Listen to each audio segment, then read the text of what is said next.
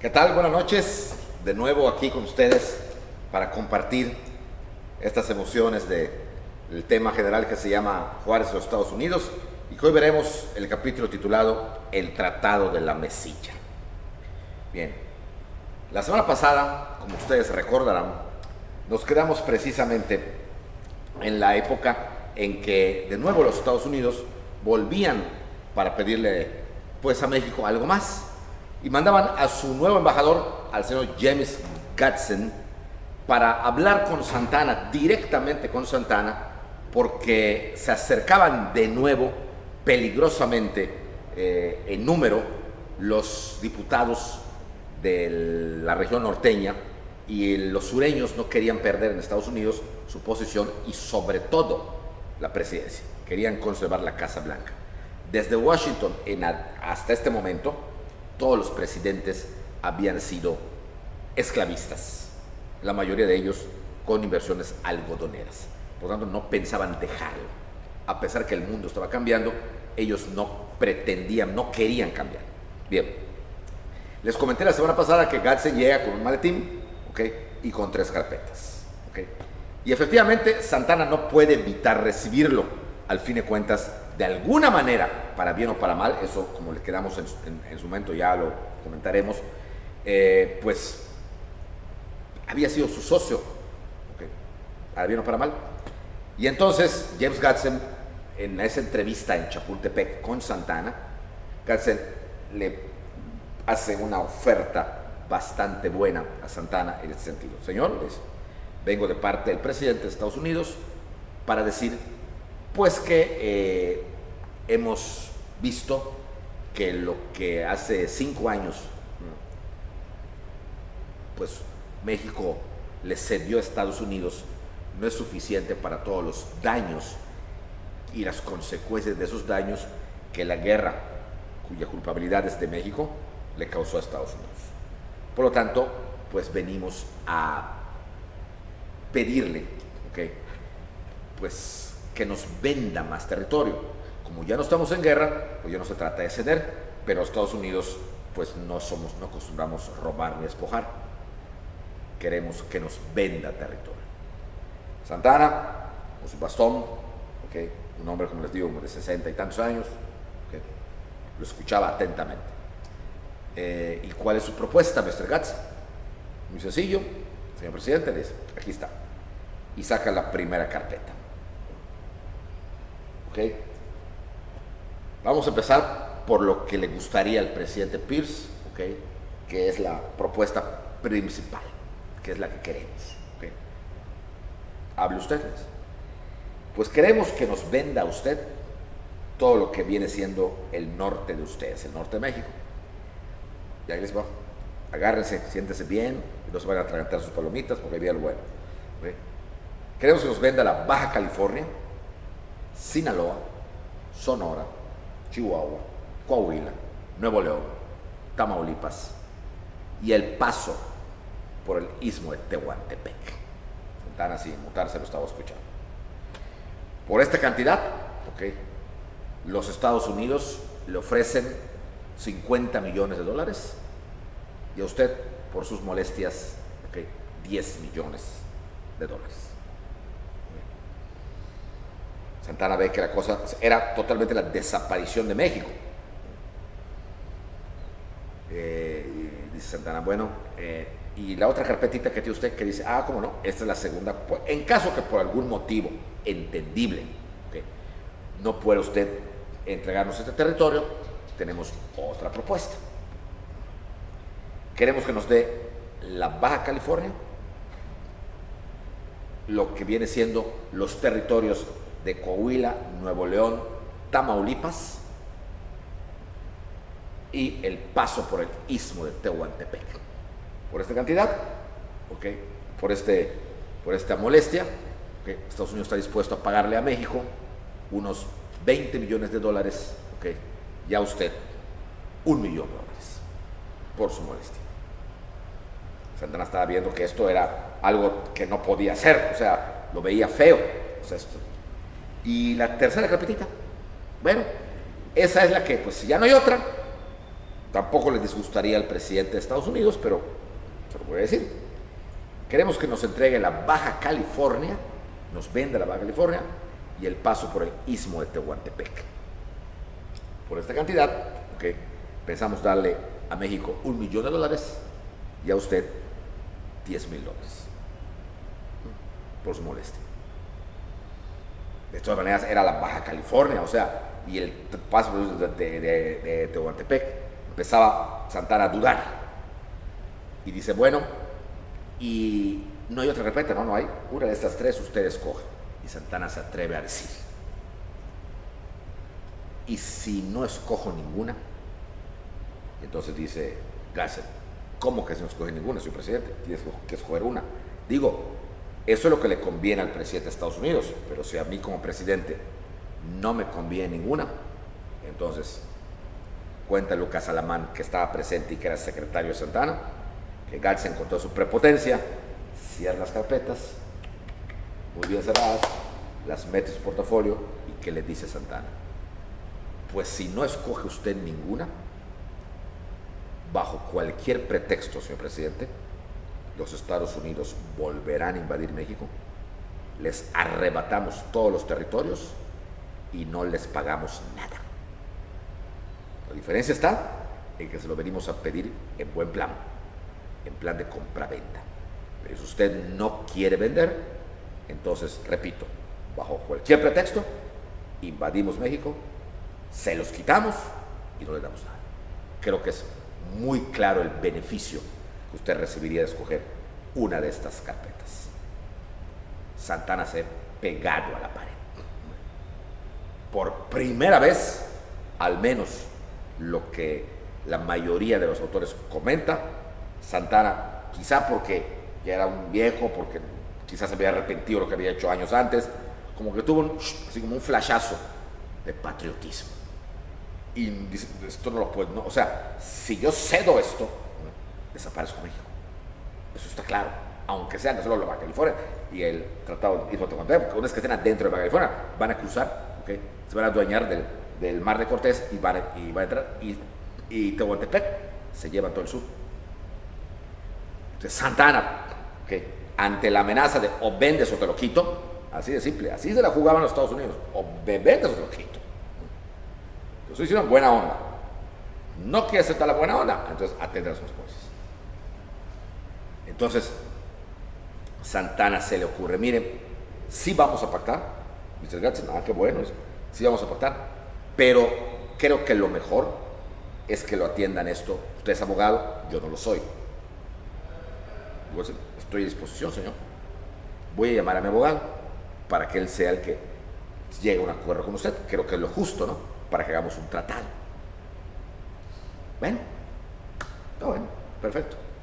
Y entonces Santana, teniendo ya ese pequeño respiro, esa rendija, habla con Alamán, ¿qué vamos a hacer? Lucas, ¿qué vamos a hacer? Porque estamos a merced de estos tipos. ¿Qué vamos a hacer? Y entonces Alamán dice, lo primero, señor presidente, uno, hay que buscar a un abogado muy bueno, católico, de nuestro partido, que es el Partido Centralista Conservador. ¿Okay?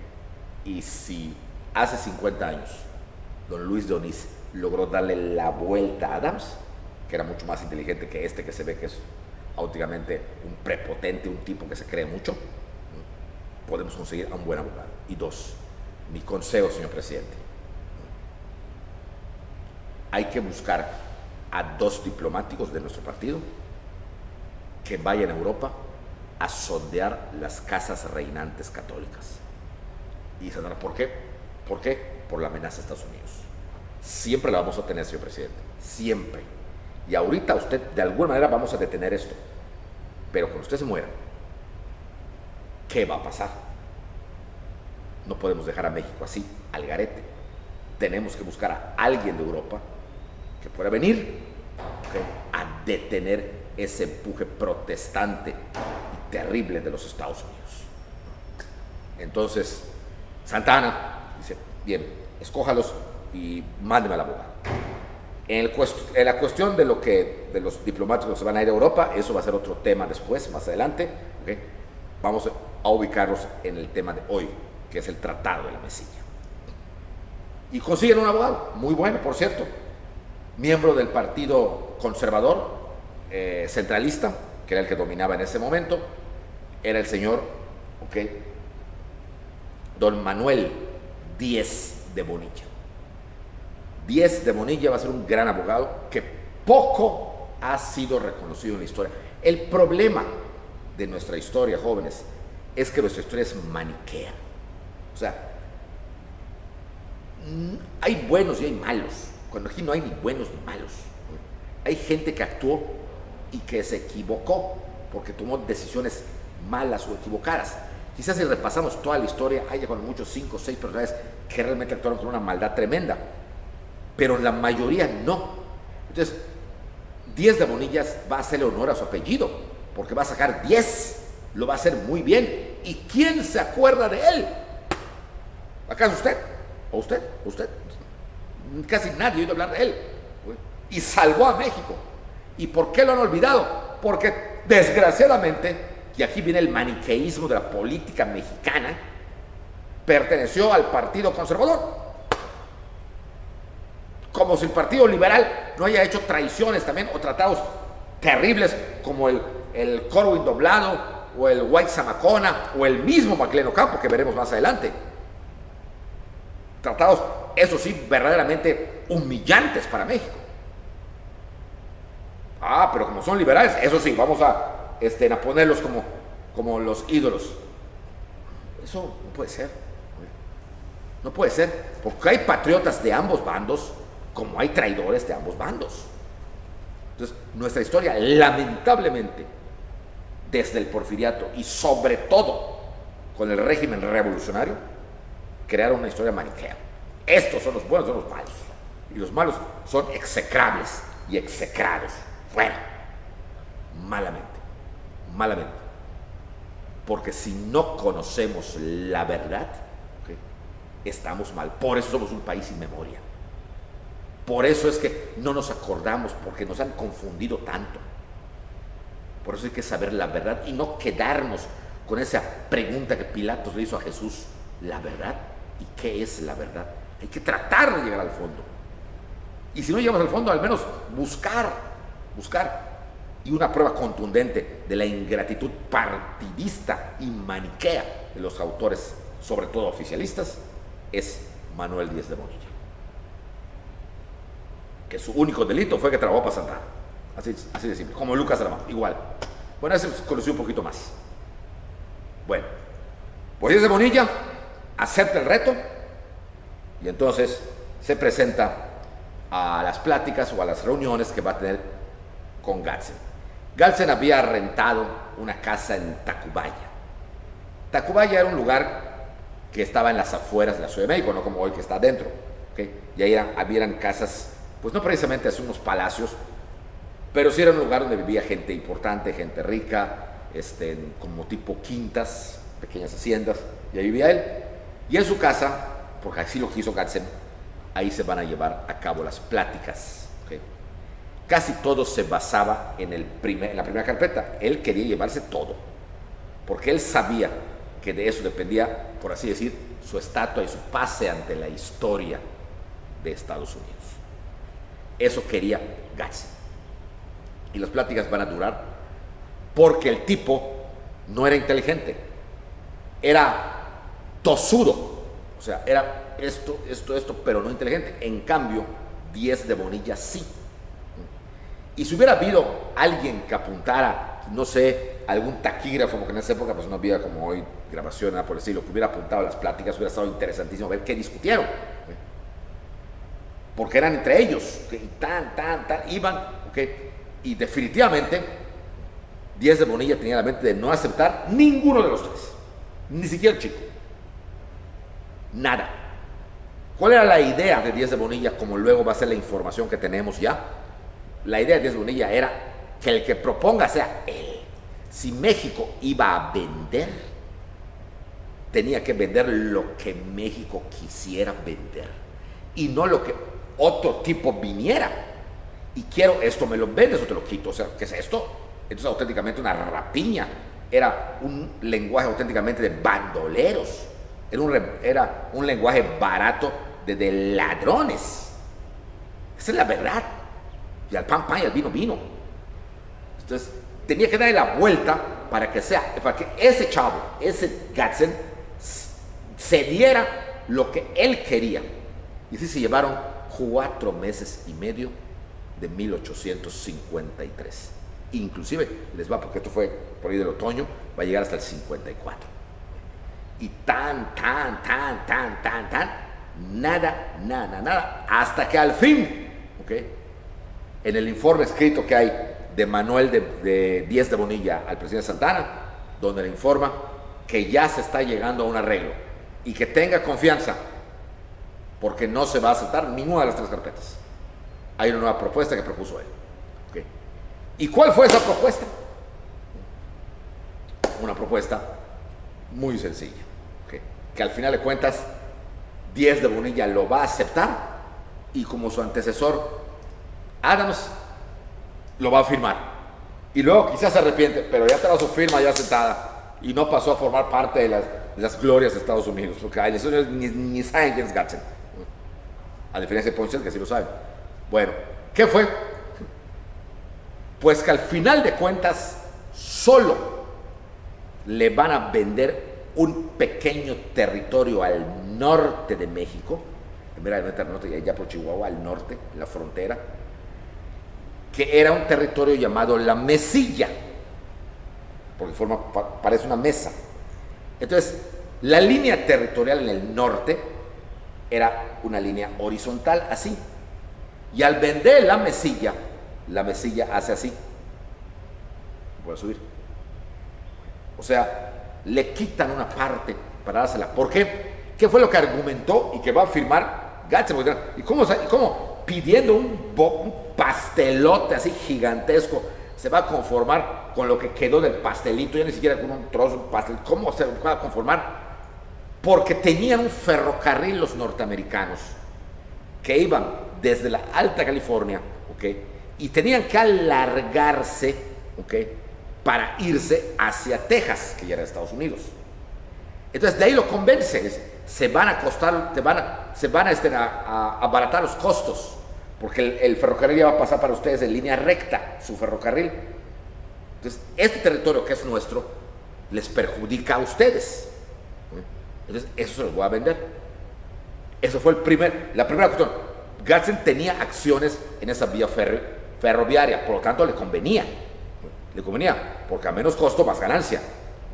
Entonces, definitivamente le convenía. Y lo segundo, aquí viene lo importante, por eso es importante entender lo que va a pasar luego con Benito Juárez, que no ha llegado a la presidencia, pero que ya va a llegar. Estamos en el 53, 54, y Juárez va a empezar a figurar en la historia nacional en el 55, o sea, el siguiente año. Y va a llegar a la presidencia en el 58. ¿Qué es lo que va a heredar? Que además de que le va a dar por ese lado del ferrocarril americano, un ferrocarril transatlántico, por así llamarle, que iba de un lado a otro, le va a dar también por el lado en donde le va a decir, mire, ahorita vamos a calmarnos. Ni ustedes van a perder el Capitolio, ni van a perder la presidencia. Pero para nosotros, para el mexicano, es muy reciente que ustedes se llevaron esto. Entonces, ¿qué va a pasar? Que los estados más poderosos son los del norte. Si yo les doy todo esto, nadie les garantiza, ni ustedes ni a nosotros, que los gobernadores norteños, las familias Terraza, las familias Sada y todos los que están ahí, vayan a aceptar pasarse a Estados Unidos. Es probable que no. Entonces va a haber una revuelta. Entonces, ¿qué va a pasar? Que los 50 millones que nos van a dar, más los 10 al general Santana, van a tener que invertir para aplastar esa revuelta. Entonces van a perder un chorro de lana. Y ábrenle de dinero a los Estados Unidos, y sobre todo y van a ver cómo empiezan a pensarlo. Entonces, no les conviene por ahora. Más adelante sí, pero no han pasado ni 10 años, Mr. Gadsden. Le doy ese territorio que es la mesilla, y los demás no. Pero Gadsden insistía, sí acepto eso, pero ¿quién me garantiza que más adelante, cuánto más adelante y qué me va a dar? Lo que usted me está pidiendo, pero más adelante. Y de aquí lo va a agarrar casi del pelo Díaz de Bonilla a Gadsden. Vamos a poner una cláusula en donde México se compromete cada determinado tiempo, digamos mínimo 5 años, a venderle más territorio, pero no el bloquezote que usted pide, no poco a poco. Ojo, le están proponiendo firmar un tratado con la cláusula que va a ser la 8ª, donde México se comprometía a vender más territorio más adelante. Ese más adelante ya no va a ser Santana. ¿Quién va a estar? Benito Juárez. Para que vayamos entendiendo todo el esquema de lo que va a pasar. Porque ellos van a venirle a pedir, o sea, oye, cumple con el tratado a Juárez. Claro que Gadsden veía que ese más adelante él ya quizá no sería al que mandara el presidente Pierce o el nuevo presidente. Claro que como todos ellos se rotaban la presidencia, todos los sureños, pues era muy probable que el nuevo presidente, lo fuera a nombrar otra vez como embajador, sobre todo que él ya tenía contacto con México. Pero esos dos elementos, que lo sabemos, porque Díaz de Bonilla le va a informar a Santana, van a ser claves para manejar al norteamericano. Que no sabemos realmente, pero entre un abogado norteamericano y un abogado mexicano, en un debate gana el mexicano. Eso puedo decir. Tiene más rollo, tiene más todo que el mismo norteamericano. Probablemente porque nuestro derecho emana del derecho romano. ¿Okay? El de ellos del derecho consuetudinario, derecho anglosajón, que es diferente. ¿Okay? Porque sí, porque así pasa. Entonces, ¿qué es lo que va a hacer Gadsden? Pues dice, bueno, sí está lógico, yo gano un dinero en lo personal porque pues, la vía del tren me va a favorecer, ¿okay? Con ese pedacito de la mesilla, ese chiquito que me andan dando, y si ustedes se comprometen a que, claro, aquí hay algo muy, muy importante. Para la mente americana, si hasta hoy pasa eso, la mente americana no veía más allá de sus narices a México.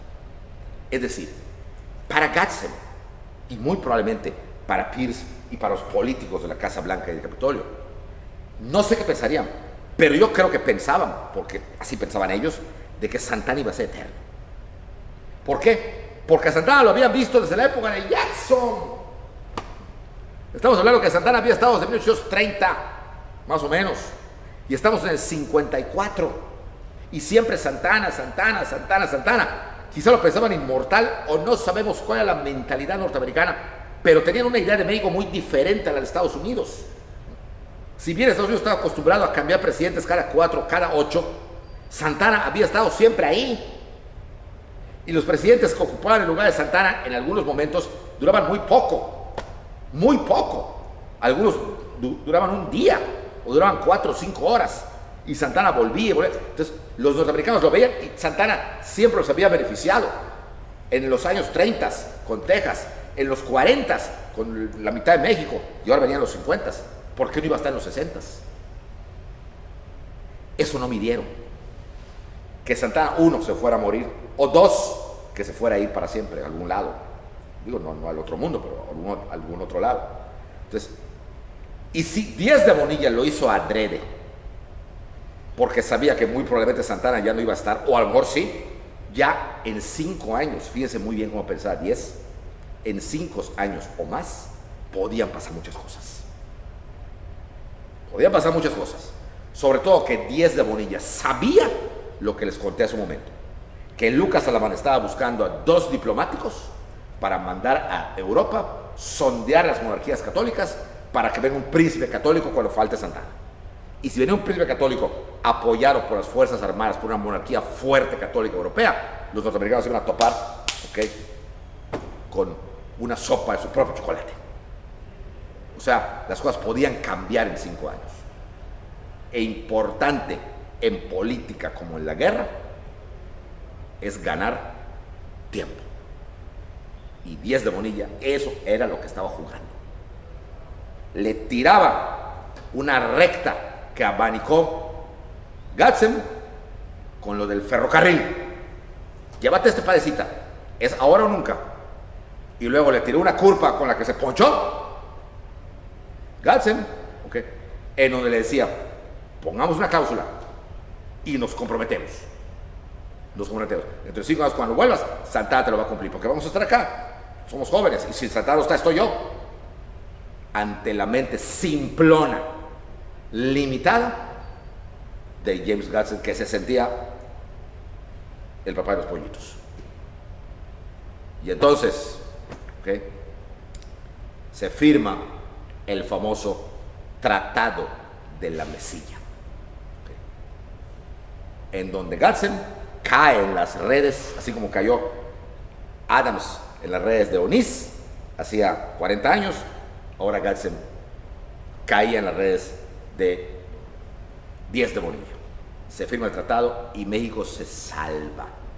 ¿Saben lo que era? Sobre todo la primera carpeta, que era pedirle todo el norte que se lo hubiera llevado. O sea, definitivamente sería otra cosa.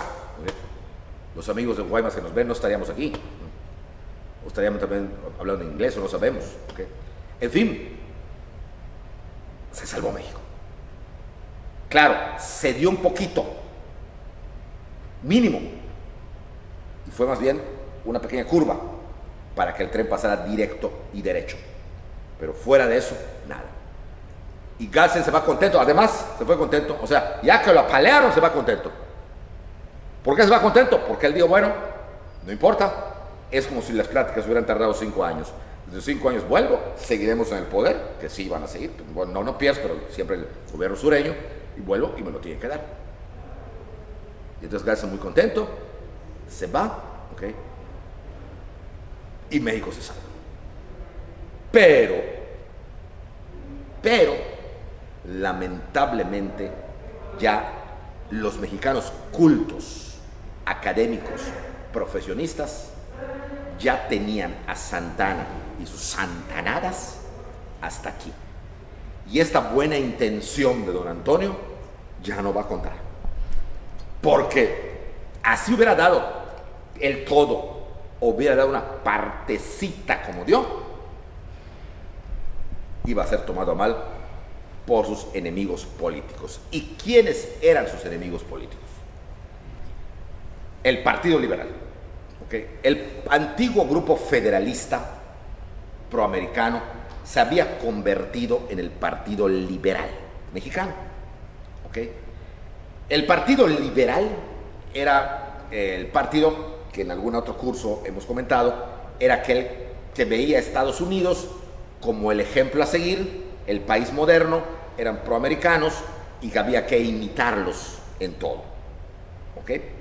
Contra el Partido Conservador, que era el partido tradicional, el partido iturbidista, el partido militar, el partido clerical, que veía la nacionalidad mexicana desde una óptica colonial, vamos a llamarle, desde la óptica de la Nueva España.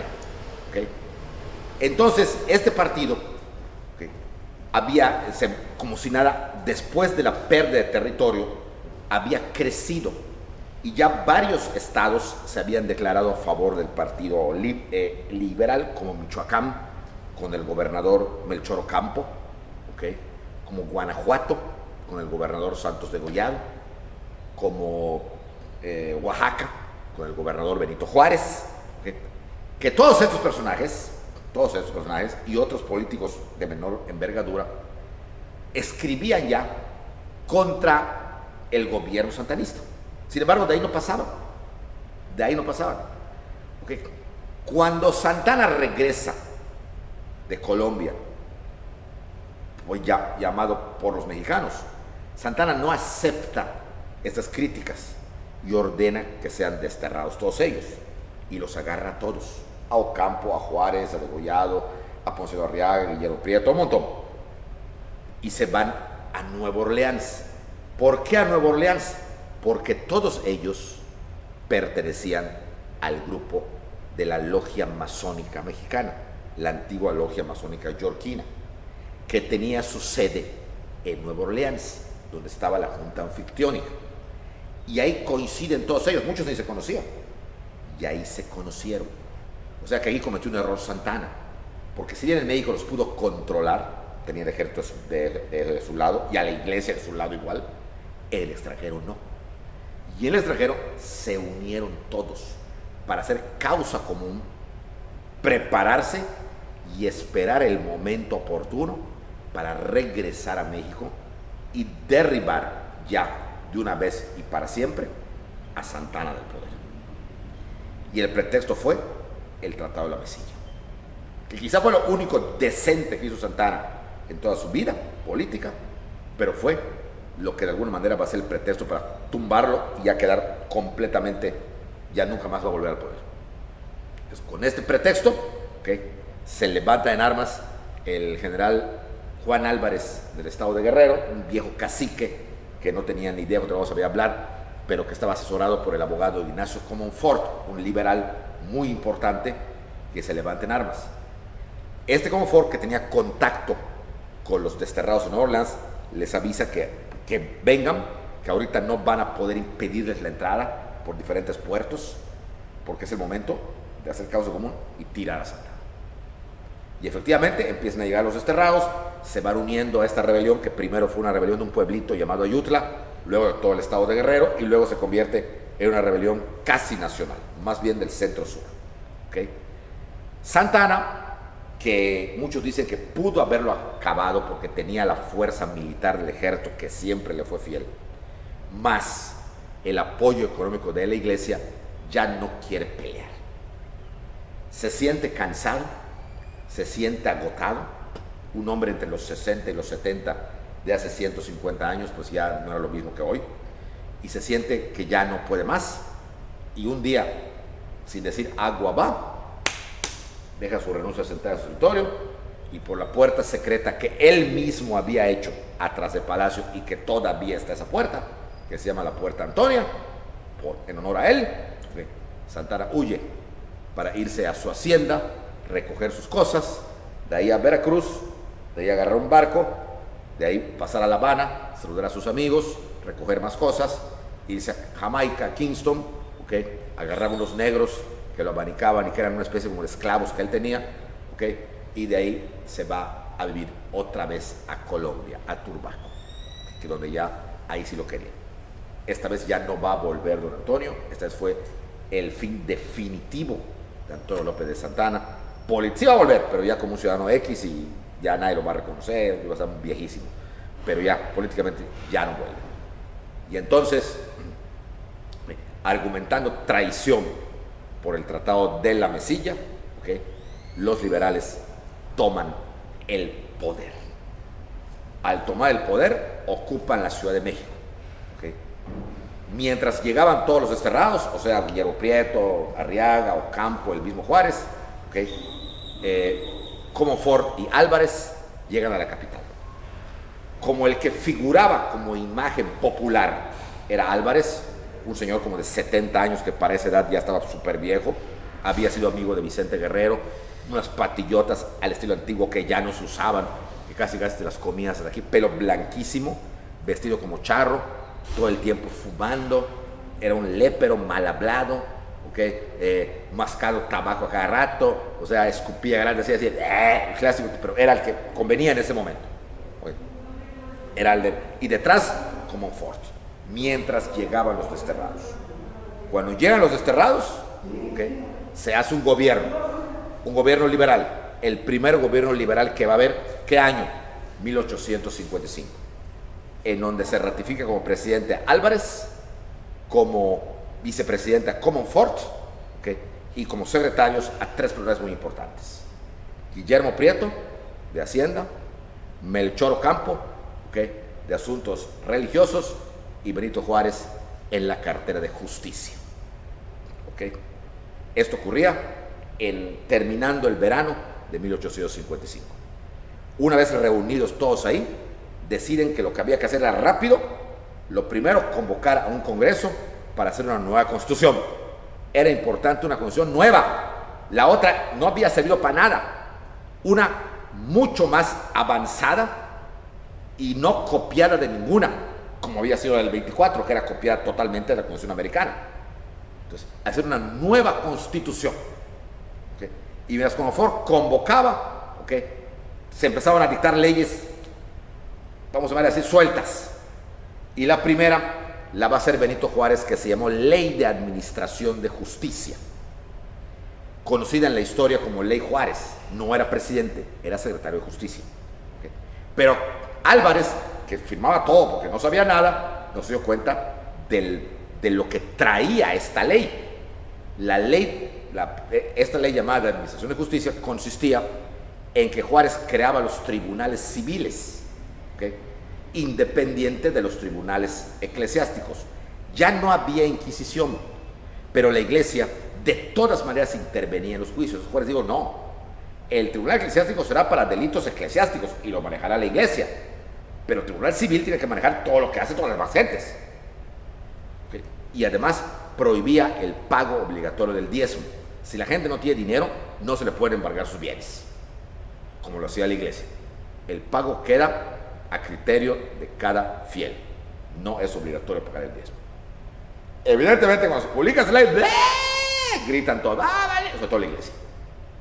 ¿Cómo va a ser posible, malditos herejes? Tenían que ser masones, piojos, pulgas.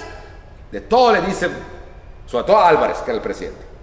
Y entonces el obispo de México, don Lázaro de la Garza y Ballesteros, se presenta al Palacio Nacional, estaba acostumbrado, ¿okay?, y la porrea a la mano, escritor Álvarez. Oiga, usted ve el infierno, si sigue así.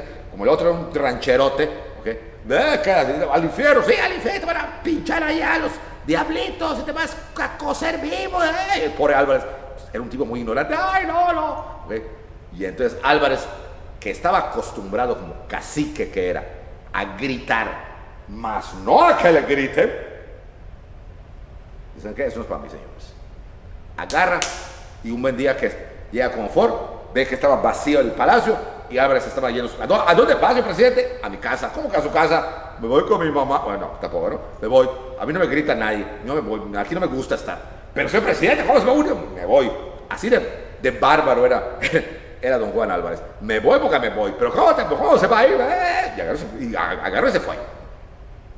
Dejando esto dejaba al garete la nave liberal. Comonfort, que era realmente el cerebro de eso, ¿saben qué, señores? Pasó esto. Así que para evitar que empiece el relajo, porque va a empezar, el Partido Conservador puede aprovechar esto y la Iglesia también.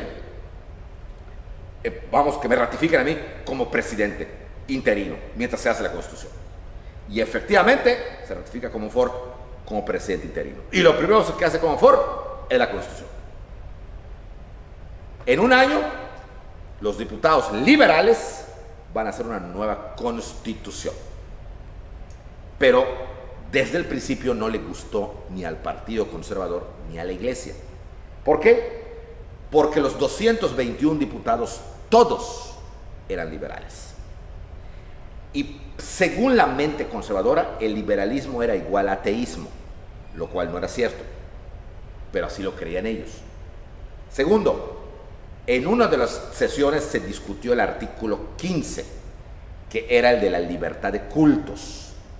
Y lo cual esto no le gustaba a la Iglesia, porque si es un retroceso, van a venir aquí todos los protestantes. No. Y aunque no se aprobó, ¿okay?, la Constitución ratifica la hegemonía del monopolio de la religión católica. De todas maneras, ya se había tirado la primera piedra y los liberales no les gustaba esto. Al final, don Valentín Gómez Farías, el más antiguo liberal de todos, que había sido tachado por la Iglesia como hereje y como ateo, como proamericano y como todo, juraba la Constitución.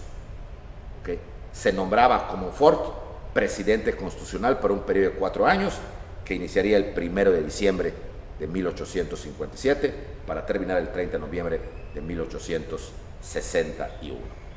Y como vicepresidente, aquí viene ahora sí, que era más bien presidente de la Suprema Corte, pero en funciones de vicepresidente en caso dado, el señor licenciado Benito Pablo Juárez García. Juárez llegaba a al segundo puesto más importante en ese entonces, de la política mexicana. El problema fue que la Constitución se terminó y se juró el 5 de febrero del 57. ¿Okay? Iba a entrar en vigor hasta el 1 de diciembre de ese mismo año, o sea, casi un año. ¿Por qué tanto tiempo se dejó? Porque la idea de los constituyentes era que en ese tiempo se diera a conocer, para que cuando entrara en vigor ya los mexicanos la conocieran. Pero no se fijaron que ese tiempo también le daban tiempo a los conservadores, a la iglesia principalmente, de hacerle mala propaganda a la Constitución. Una Constitución muy moderada, muy buena, la pueden leer, el que le guste leer, está completita en un libro que se llama Leyes Fundamentales de México, de Felipe Tena Ramírez. Está completa la Constitución, no tiene nada del otro mundo, realmente no, ni siquiera decretó la libertad de cultos. ¿Cuál fue su problema? Que era hecho por liberales, eso era todo, y a los liberales no los tragaban ni el Partido Conservador, ni la iglesia, ni el ejército. Entonces ese era el problema, quien la hizo, no el contenido. Entonces, cuando a partir del 6 de febrero se empieza a publicar, los obispos dijeron: el que jure esa Constitución y acepte cumplirla, cuando se muera no tendrá los santos sacramentos, no se le confesará ni se le dará la absolución, y se irá a los prestadísimos infiernos. Lo cual eso, para un pueblo inculto, ignorante como México, la gente, Common Fort, esto no lo voy a permitir yo. Y Confort saca un contramanifiesto. A ver, mexicanos, el que no jure esta Constitución y no la cumpla. Fíjense desde cuándo está la cuestión de que la Constitución nadie la cumple, ¿no? Y el que no la cumpla, se le impedirá trabajar en México y se morirá de hambre aquí, en esta tierra, no en la otra. Entonces enfrentaba al mexicano con que tengo que comer, ¿okay? o me voy a ir al infierno. Digo, con todas las diferencias del caso, pero algo por el estilo. ¿Okay? Si no trabajo hoy, con toda la pandemia, me muero de hambre, pero si trabajo me puedo contagiar, o sea, y esto va a seguir un círculo vicioso. Pues algo parecido pasaba, algo muy parecido. La iglesia entonces se dio cuenta que Comonfort era a pesar de que presumía de catolicismo, era un enemigo importante para la iglesia. Y entonces el arzobispo de México, que ya era ahora el nuevo arzobispo, joven, don Pelagio de la Bastida y Dávalos, vaya nombrecito, Pelagio Antonio de la Bastida y Dávalos, se reúne en el antiguo Palacio Episcopal, el que estaba atrás de la catedral. Ya no existe, ahorita son fraccionados, son comercios. ¿Okay? Lo que está atrás, en la misma calle que conduce hacia la Casa Chata de la Inquisición, se conoce en México, el centro histórico, la parte de Santo Domingo, por allá. Bueno, y ahí se reúnen, ¿okay? Con la idea de ver qué hacer con el presidente de México, que era que le estaba dando problemas. Y aquí la iglesia, que tenía un espionaje, a fin de cuentas recuerden que en Roma subsistió por el secretismo que tenía, se dan cuenta de cómo era muy católico y que tenía una mamá y tenía varias hermanas que comulgaban y que se confesaban cada domingo, y que además de eso casi todos los liberales, con excepción de unos cuantos, no iban a, o sea, iban a misa, casi todos iban, todos eran católicos fervientes. No era cierto que eran ateos. El único ateo declarado era un liberal llamado Ignacio Ramírez, conocido como el Nigromante. Ni Juárez era ateo. Entonces iban a misa. Entonces la iglesia, y la mayoría de esa época, ir a misa implicaba toda una formalidad: hacer mi cola para confesarme y comulgar. Tal vez los antiguos que tengan abuelitas antiguas verán que antes no podían comer, cada domingo se confesaban. Ay, padre, comió una galleta y no debe. Así era antes. Entonces todo el mundo se confesaba. Y entonces ahí cuando la iglesia capta la jugada. Y es donde dice el Pelagio de la Bastida: tenemos un arma que no hemos usado. El confesionario. El confesionario. Ahí podemos agarrar a los liberales. Cada vez que se confiesen, ponerles como penitencia que quiten la Constitución. Y no solamente a ellos, a sus familias, para que así sea, los copen a todos ellos. ¿Y cómo sabemos esto? De esta etapa, jóvenes, hay mucha información, porque la gente escribió sus vivencias. Manuel Paino escribe sus memorias con detalle de lo que pasó. Guillermo Prieto escribe sus famosas Memorias de mis tiempos con todo lo que pasó. Entonces sabemos casi todos los detalles. Manuel Paino nos dice que él oía misa en la misma capilla, en la misma iglesia que oía Comonfort, y que de repente Comonfort, se presentaba, y se presentaba en la misa con su mamá, se confesaba, y cada vez que terminaban de confesarse, estaban así, muy tristes. En vez de estar contentos ya con su pecado, estaban muy tristes. ¿Qué les decían en el confesionario? Quizá nunca lo podamos saber, muy probablemente no, pero se deduce, porque sabemos que cuando Comonfort llegaba a su casa, su mamá, que vivía con ella, dice: hijito, te vas a condenar, yo te enseñé la religión católica, quita la Constitución, quita a sus hermanas, quítala, hermanito, sus vecinos, quítala, hasta el perico, quítala, o sea, hasta la perra, guau, o sea, todos, con tal de que quitaran la Constitución. Todo esto le va a afectar a Comonfort. Aguanta vara. Hasta el 1 de diciembre, que Manuel Paino nos da el detalle de la toma de posesión de Comonfort, que fue el primer presidente en tomar posesión en base a la nueva Constitución de 1857. Ese día tomaban posesión 2 personas: don Benito Juárez como presidente de la Corte y vicepresidente, e Ignacio Comonfort como presidente de la República Mexicana. Según Paino, nos cuenta que llega Juárez, primero saludan a todos y Comonfort llega, pero dice Paino, desde que se bajó de su carruaje se le veía raro, se le veía como triste, como que estaba preocupado, e inmediatamente, aunque saluda a todos, dice Paino, que era diputado, saluda a todos, inmediatamente dice: vamos a la ceremonia. Juárez sube, cumple con el protocolo, sumado a la Constitución, y promete jurar y todo lo que se dice hasta ahora. Termina, aplauden a don Benito y sube Comonfort ahora al estrado para tomar juramento. Y es acá donde Paino dice: cuando Comonfort sube, unos segundos se queda viendo el libro de la Constitución y otros mira a ver a los diputados, como que duda. Sin embargo, hace el juramento. Y después que hace el juramento, cuando los diputados se van a parar para aplaudirlo, Comonfort prosigue hablando y dice: y también prometo hacerle reformas a la Constitución. Y todos los diputados se miraron a ver: ¿reformas? Pues, ¿qué reformas? Está nueva, ni siquiera ha entrado en vigor. ¿Qué reforma le quiere hacer el presidente? ¿Qué? O sea, desde ahí, como dice Paino, algo le pasaba al señor presidente. Pues bien, termina, baja, salen los meseros con sus bocadillos, con su vinito clásico. Ya no era la gran fiesta como cuando Santana tomaba posesión, era algo muy austero. Y entonces Comonfort dice, Paino lo cuenta, que Comonfort dice: no, yo me siento un poco mal, el señor Juárez se va a quedar con ustedes para ser el anfitrión, yo me retiro. Y un grupo de diputados, entre los cuales estaba Paino, acompañan a Comonfort hasta el carruaje, se sube al carruaje y cuenta Paino que cuando el carruaje arrancó, por la ventanilla del carruaje vieron que Comonfort se ponía las manos en la cara, y así. Y ese capítulo de sus memorias, Paino termina diciendo: algo le pasaba al presidente, algo. Del 1 al 15 de diciembre, protestas, conservadores, militares, gente de la iglesia, protestaban diciendo que nadie quería esa Constitución. Había levantamientos en Puebla, en Tlaxcala, en Morelia, en Guanajuato.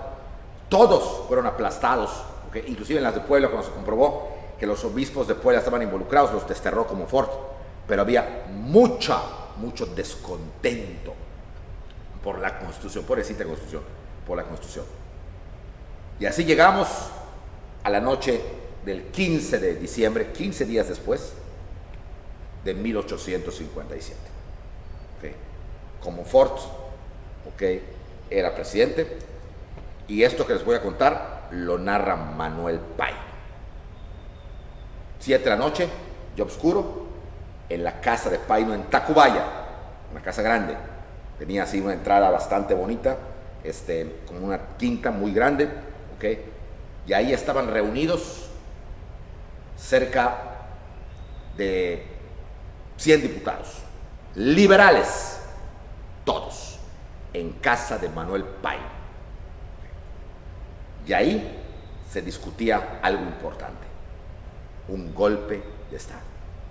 En casa de Paino en Tacubaya se preparaba un golpe de Estado para derrocar a Comonfort y derrocar la Constitución. Era una reunión secreta de noche. Empiezan a redactar el plan para derrocar a don Ignacio y a la Constitución. Como a las 11 de la noche estaban ya afinando los últimos detalles de los puntos que publicarían al día siguiente, porque había que hacerlo rápido antes de que se descubriera todo el paquete. Bueno, de repente se oyen unos golpes en la puerta de entrada de la reja. El mayordomo de don Manuel entra, eso nos lo cuenta don Manuel Paino, entra y dice, señor, hay unas personas que quieren entrar, ¿okay? Son unos soldados, todos se ponen, ya lo descubrieron, ya lo descubrieron. Okay. Paino dice, métanse atrás, yo voy a poner mi pijama para que vean que estoy dormido, voy a ver qué es lo que quieren. Fue todo, soy diputado. Paino va, camina, su criado con una especie como de lámpara, no había luz eléctrica, y efectivamente en la reja estaban dos soldados, que se veía claramente que eran de lo que se llamaba antes el Estado Mayor Presidencial. Don Manuel Paino, servidor, que desean, hay una persona aquí había un carruaje, una persona aquí en el carruaje que quiere hablar con usted, pero tiene miedo, Paino. Y dice, pues señores, esta no es hora, estoy con mi esposa, tenemos sueño, okay, ya es tarde. Y que el soldado, que el jefe de Estado Mayor dijo, bueno, algo es lo que parecía ser, y todos los carruajes que están allá, bueno, pero es que aquí los ponen los vecinos, pero entonces que el soldado, ya molesto, le grita a Paino. Todo esto lo detalla Paino en sus memorias. ¿Pasa o no pasa? Paino, ante este grito, okay, y aunque era diputado, el otro era militar, dice, ¿qué pasa? Pues abren la puerta, dice Manuel Paino, que se baja una persona, ¿ok? Vestida como monje, con una capucha, y baja. El soldado con una antorcha lo iluminaba, y este tipo monje se acerca a Manuel Paino. Manuel Paino, asustado, ¿okay? Porque no lo ve, está oscuro, él también tiene a su mayordomo con su antorcha, ¿okay? Se acerca, ¿okay? Y con la capucha entera caminan todo lo que vendría siendo como la terraza o el jardín para llegar a la casa, a lo que era ya la entrada de la casa, ¿okay? No hay palabras, el tipo como monje va caminando junto a él, ¡ay, qué miedo! Caminando junto a él, y cuando llegan a la casa, ¿okay? Ya había, pues estaban las lámparas, ya con las velas, esto ya se veía mejor, ¿ok? Manuel Paino ve al monje tratando de ver quién es, y el monje, ¿ok?, se quita la capucha. Buenas noches, don Manuel. Paino queda así. ¿Quién era? Eso lo veremos la próxima semana. Muy bien, pues me da mucho gusto haber estado con ustedes, ¿ok?, en este tema de Juárez en los Estados Unidos, que seguiremos viendo, ¿ok?, porque la próxima semana vamos a ver ya el capítulo de la Guerra de Reforma, donde se van a involucrar directamente los Estados Unidos con el Benemérito. ¿Okay? Saludos a todos y muy buenas noches, y que disfruten su semana. Hasta luego.